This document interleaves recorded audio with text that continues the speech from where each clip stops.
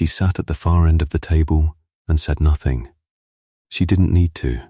She already owned the house.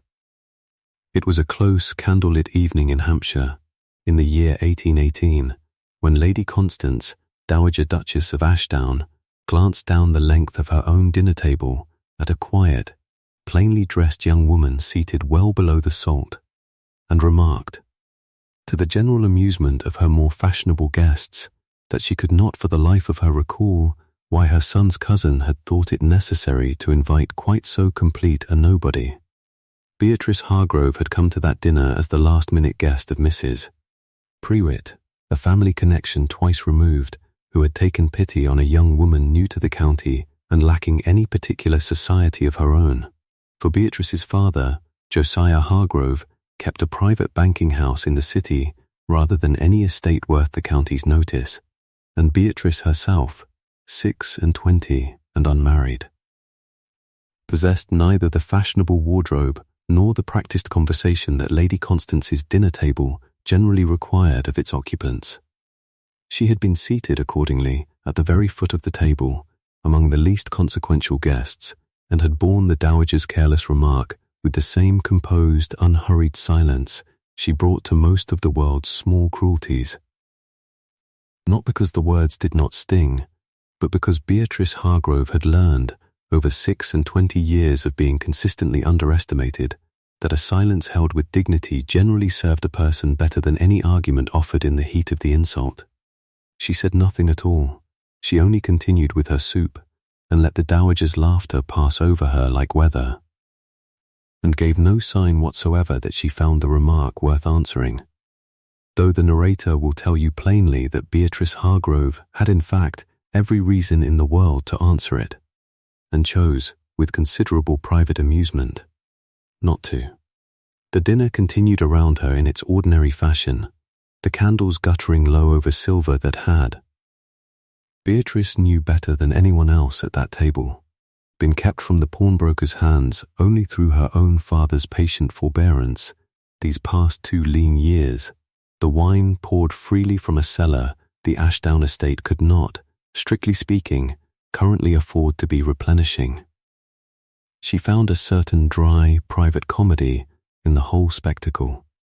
The dowager's careless magnificence, built entirely on credit her own family's discretion alone kept from public exposure, and she ate her soup with the particular calm of a woman who understood, better than any other guest present, exactly how precarious the grandeur around her truly was.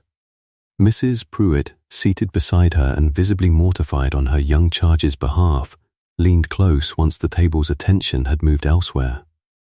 "I am so very sorry, my dear. Lady Constance can be dreadfully careless with her tongue when she has had a little wine. I ought never to have seated you so far from the conversation. You need not apologize on my account, Mrs. Pruitt," Beatrice said. "Quiet, I assure you, the seating troubles me a great deal less than it might trouble a woman with less practice at being overlooked."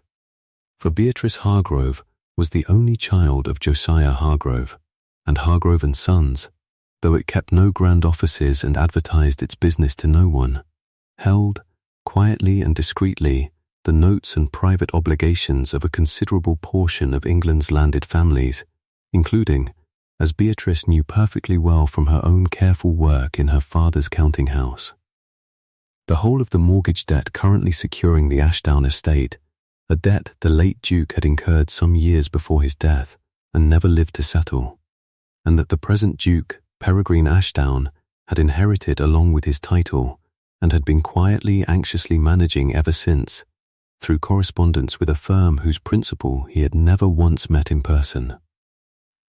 Because Josiah Hargrove, in the discreet fashion of his trade, conducted the whole of his most delicate business through his own daughter's careful hand rather than his own increasingly frail one.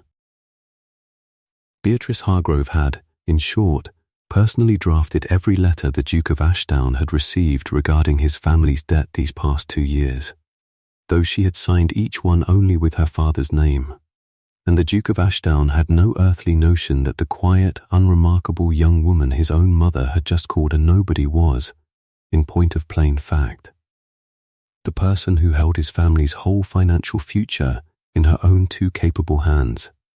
She had come to the trade honestly, and not entirely by choice.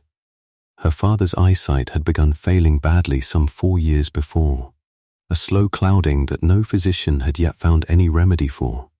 And Beatrice, the only child of a widower with no son to take up the family business, had simply stepped into the breach one exhausted evening when her father could no longer make out the figures in his own ledger, and had never quite stepped back out again.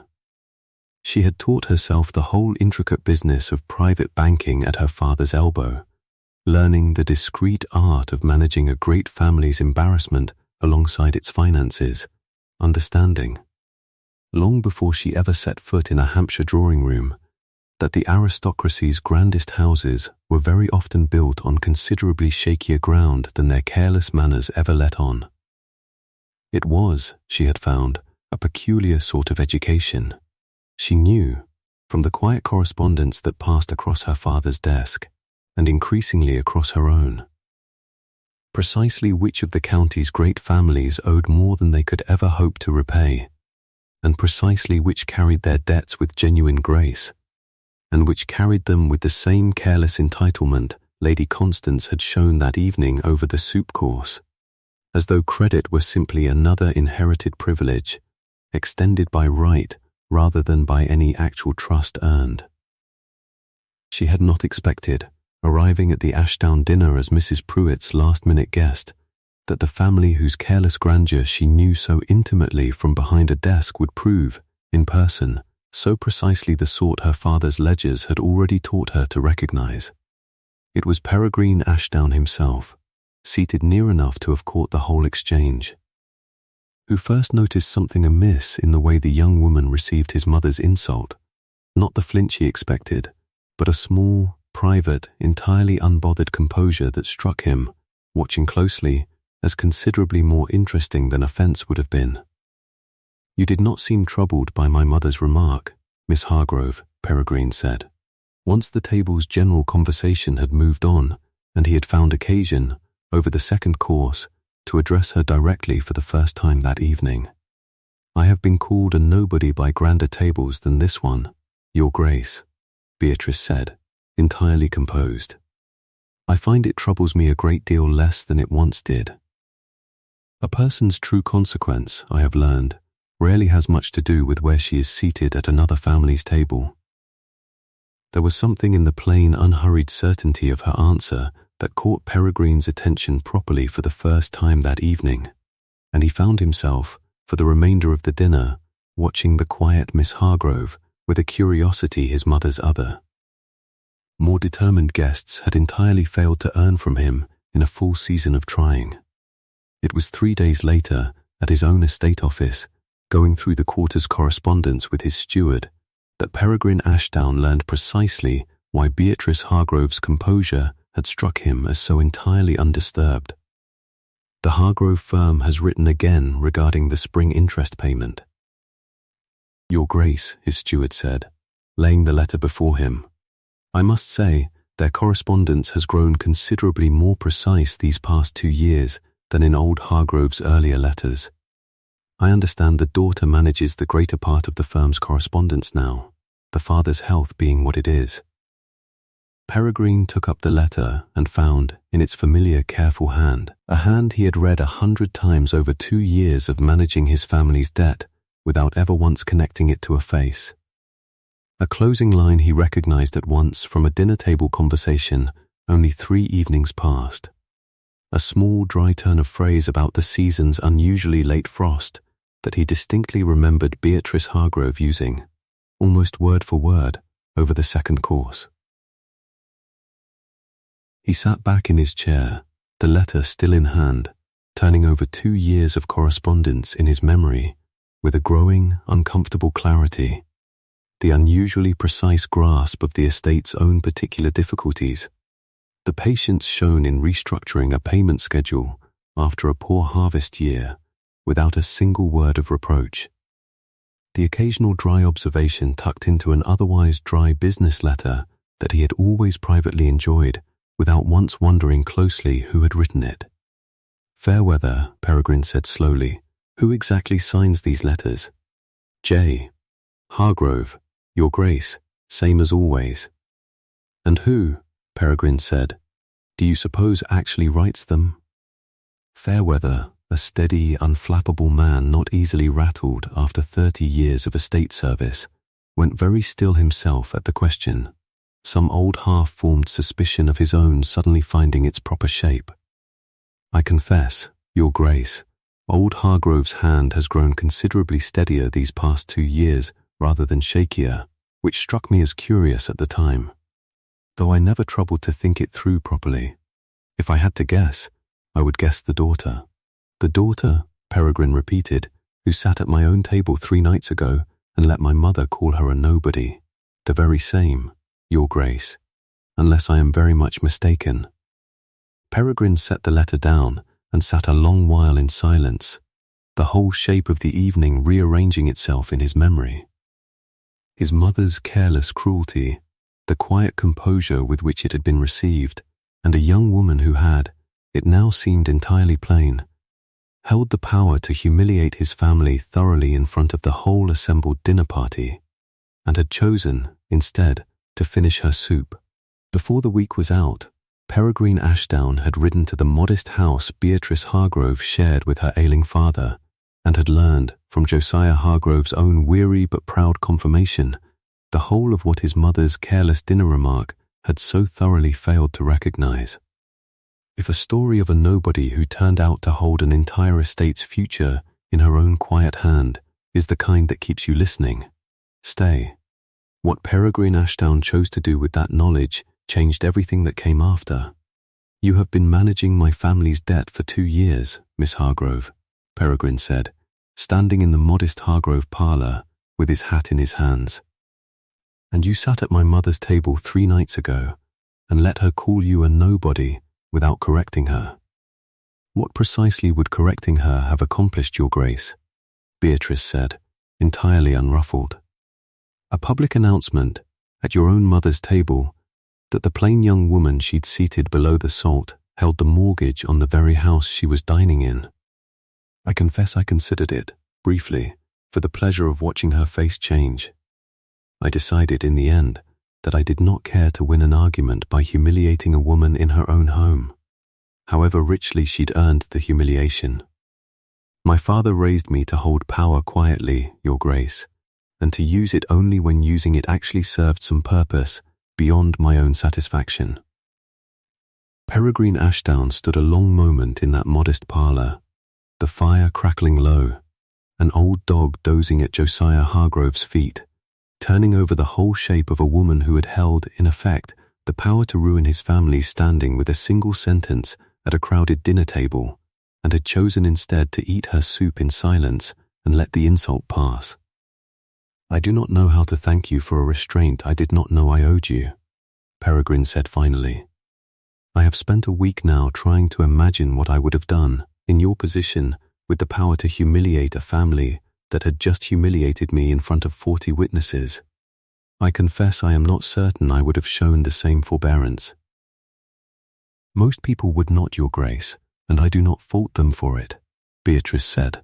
I am not certain forbearance is even the right word for what I practiced. I simply did not see what humiliating your mother in return would have actually accomplished, beyond the brief satisfaction of it. I would still be the same plain banker's daughter the next morning, and your family's debt would still need managing, and nothing in the world would have changed except that a room full of people would have a fresh story to tell over their own dinner tables for a season. I have never found revenge a particularly efficient use of an evening. You do not owe me thanks for restraint, Your Grace. You owe your mother a rather firmer conversation about the manners she extends to guests she has not troubled to learn the names of, Beatrice said, though there was, for the first time, a faint warmth beneath the dry composure. I did not hold my tongue to spare your family's feelings, Your Grace, whatever it may look like from where you're standing. I held it because I have spent my whole life being underestimated by people who mistake plainness for insignificance, and I find I have grown rather skilled, over the years, at simply outlasting the insult rather than dignifying it with an answer. Josiah Hargrove, seated by the fire with a rug over his knees and his clouded eyes turned toward the sound of their voices, spoke up then. His own voice thin, but still carrying the particular dry humor Beatrice had plainly inherited from him. "My daughter has been managing dukes and earls both these 2 years past, Your Grace, and has never once let a single one of them guess it from her manner. I confess I find it a considerable comfort, in my present state, to know the business is in such capable hands, whatever the county's dinner tables might assume of a plain young woman seated below the salt. I begin to understand, sir, that the whole county has been considerably mistaken about a great many things," Peregrine said, and meant it entirely. It was over the weeks that followed, as Peregrine Ashdown found himself calling at the Hargrove house with a frequency his own steward's business could not entirely account for, that he began to understand the whole quiet architecture of Beatrice's particular kind of strength, not the loud, defended confidence society generally rewarded, but a patient, private certainty built through years of being systematically overlooked and choosing, again and again, not to let the overlooking diminish her. She showed him, on one such visit, the small black notebook she kept always near at hand, its pages filled not with figures but with names, every small kindness done to her family over the years by people who owed them nothing. A debt of decency she tracked as carefully as her father's firm tracked its financial obligations, and repaid, quietly and without fanfare, whenever the opportunity arose. "My father calls it my other ledger," Beatrice said, turning the worn pages. "A grocer who extended us credit the winter our own fortunes ran thin, before the business recovered. A physician who treated my mother's last illness and never once pressed for payment he knew we could not easily spare. I have spent years quietly settling those debts, Your Grace, the same careful way I settle the financial ones, because I find the debts of kindness are the ones that matter most in the long accounting of a life, and I do not care to leave any of them unpaid." "And my family?" Peregrine asked. "Where do we fall in that particular ledger, Miss Hargrove? I confess my mother has done nothing this quarter to earn a kind entry. Your family owes a debt of money, Your Grace, which is a simpler matter entirely," Beatrice said. "You, however, are beginning to earn an entry of your own, for choosing, 3 nights ago and every day since, to seek me out rather than simply be relieved I chose silence over exposure. That is not nothing, in my accounting." Their conversations, over the weeks that followed, ranged a great deal further than estate business, though Peregrine took care to always bring some genuine question of the accounts as pretext, understanding well enough by then that Beatrice valued honest purpose over empty gallantry. He found himself telling her, one such afternoon, of his own father's death and the frightening speed with which he had inherited not merely a title, but a whole tangle of obligations he had never been properly prepared to untangle. "I spent my first year as Duke terrified that every letter from your father's firm would be the one informing me the whole estate was to be seized," Peregrine admitted. "I did not understand, until I met you, that the person managing that terror on the other end of the correspondence was doing so with rather more patience and rather less judgment than I ever credited. I judged your family a great deal, Your Grace, in the privacy of my own ledgers," Beatrice said, with a dry honesty that made him laugh despite himself. "I simply chose not to let the judgment shape my correspondence. There is a considerable difference between the two, and I find most people in your circle have never had cause to learn it. I begin to think," Peregrine said, "that I have a great deal to learn from you that has nothing whatsoever to do with figures." She showed him, in time, the modest counting house itself, tucked above a city chandler's shop, where she spent 3 mornings a week managing correspondence her father could no longer read unassisted, and Peregrine, standing amid the towering ledgers and the smell of tallow and ink, found himself considerably more moved by the sight of her at her true work than he had been by any grand estate or fashionable drawing room in his whole privileged life. "This is where you have been holding my family's fate all this time," Peregrine said, looking round at the crowded, unglamorous little office. "This is where I hold everyone's fate, Your Grace, more or less," Beatrice said. "It is not so very different a business from what your own mother practices at her dinner table, when you consider it plainly, deciding, quietly, who deserves consideration and who does not. I simply keep my ledgers written down, where they can be checked for honesty, rather than carried only in my own opinion of who is worth seating above the salt." There came an afternoon, some weeks into that careful courtship, when the businesslike distance between them nearly gave way to something warmer neither had yet named. Peregrine had come with genuine estate business, a question about the summer's interest payment, and found the conversation entirely abandoned within a quarter hour. The two of them sitting close over her father's old accounting desk, her ink-stained fingers near enough to his own that neither quite trusted the remaining distance. "You have ruined me for ordinary conversation, Miss Hargrove," Peregrine said low. "I find I cannot sit through a single dinner now without comparing every guest's small talk to the particular pleasure of an afternoon spent arguing figures with you. That is either the finest compliment or the strangest one I have ever received, Your Grace," Beatrice said, though she did not draw back. And for a long suspended moment, neither of them moved to close the last small distance between them, the whole quiet room holding its breath around a nearness that would have taken nothing at all to complete. It was Beatrice who eased back first, composed even now, though her voice had lost some of its usual steadiness. "Not yet," she said, quiet. "I find I would like to be certain, before either of us does anything neither can take back, that this is not merely gratitude wearing the shape of something warmer. Then I shall simply have to prove it is not," Peregrine said, "for as long as proving takes." It was into this careful, deepening arrangement that Lady Constance made her second and considerably more dangerous move. She had learned, within days of Peregrine's first visit to the Hargrove house, exactly who Beatrice Hargrove truly was, and had received the discovery not with any shame at her own careless cruelty, but with a fresh, cornered fury at having been so publicly wrong, footed by a woman she had dismissed at her own table.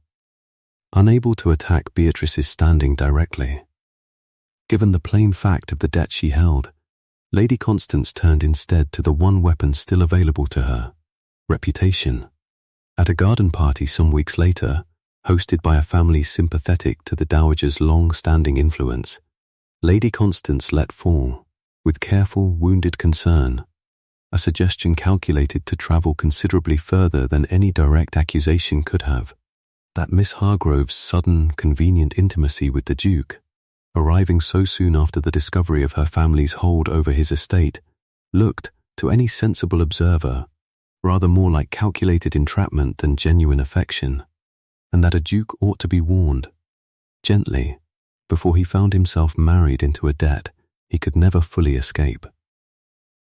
The rumour spread through the county with the particular speed such things always found, carried from garden party to tea table, with a relish Beatrice had seen her father's own clients display over a juicier piece of financial ruin, and she found, hearing it traced back within days to its source, that it cost her a great deal more than her father's careless dinner remark ever had.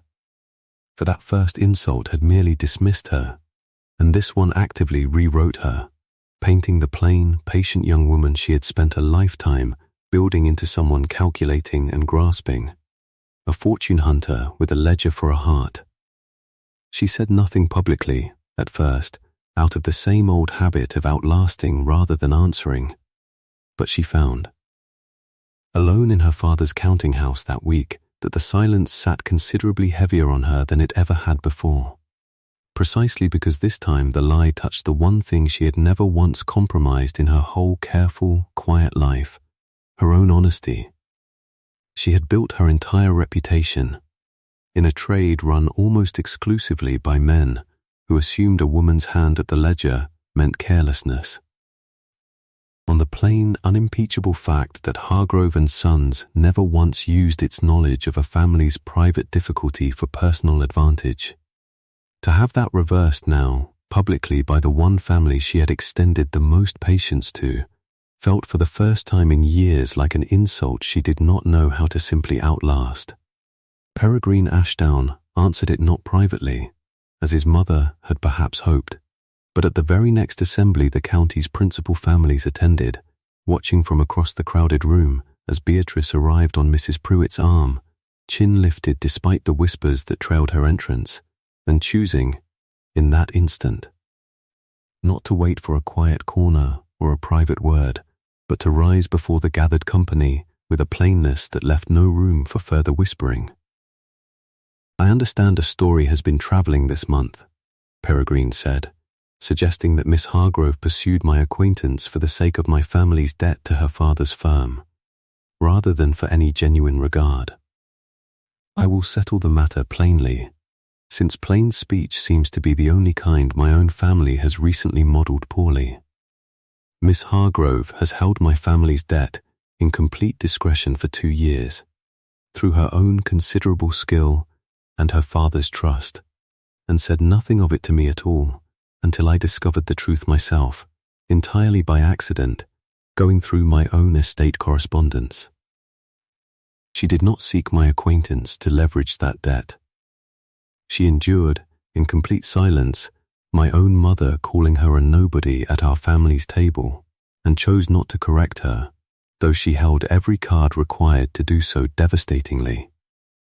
I do not know a great many people, in this room or any other, who would have shown that particular restraint.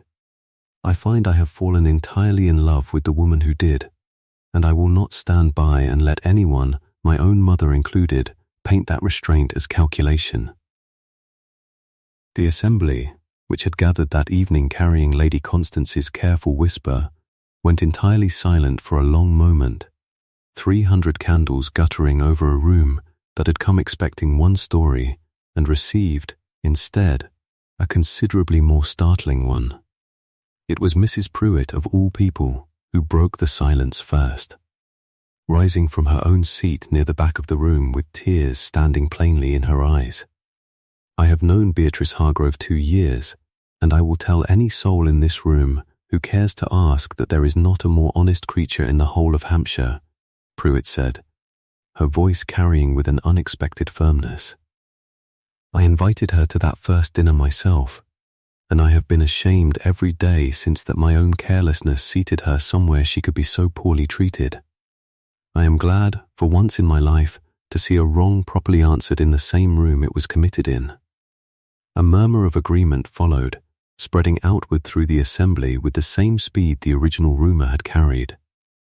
And Lady Constance, cornered before the very society whose good opinion she had spent a lifetime cultivating, found herself, for the first time in her considerable experience, entirely without a response. She stood rigid at the edge of the room, her carefully composed face betraying, for one unguarded instant, the particular helpless fury of a woman who has watched her whole careful architecture of influence collapse in the space of a single public correction. And then, without a word, she turned and left the assembly, her fine carriage rattling away down the drive well before the dancing resumed. Peregrine crossed the room to where Beatrice stood, still pale from the whole ordeal of the evening, but composed, as ever, in the face of a crowd's collective attention, and took her hand in front of the whole assembly, unbothered by the dozens of eyes now fixed on the two of them rather than on his departed mother. "I have been building an entry in your particular ledger these past weeks, Miss Hargrove," he said, "and I find I am ready to ask whether it has grown large enough yet to be repaid with something considerably more permanent than gratitude. I do not offer you a settling of accounts. I offer you a lifetime of them, freely entered and freely kept, if you will have me." He held her hand a little tighter, steadying himself for the plainest words he had ever spoken in front of witnesses. "Will you marry me?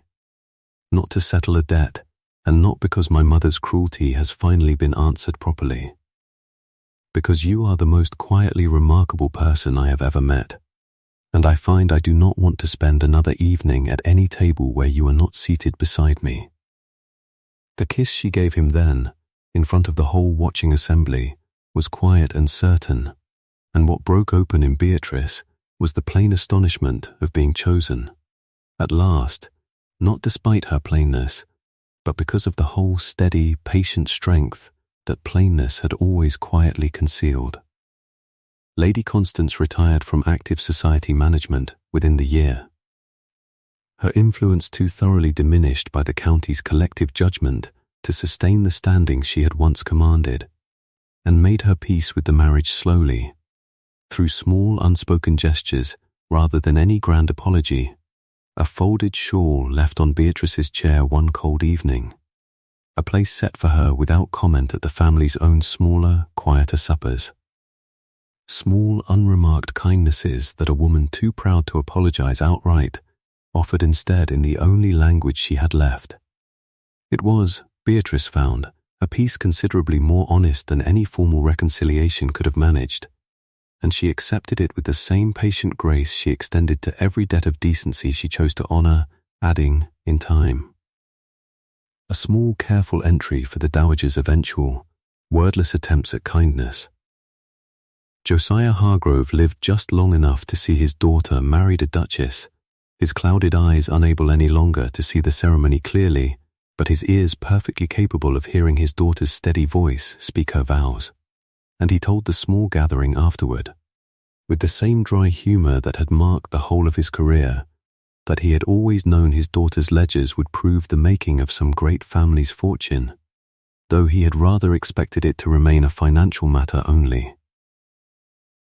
The Hargrove firm continued its quiet, discreet business under Beatrice's sole management after her father's death the following winter, and more than one noble family who had once looked past her at a dinner table found themselves, in later years, grateful beyond measure for the patient, unshowy competence with which she managed their own private difficulties.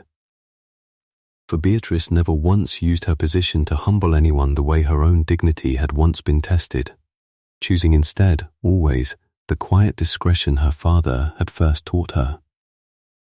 They were married that autumn, and Beatrice kept the small black notebook her whole life after, its pages filling steadily with names both large and small.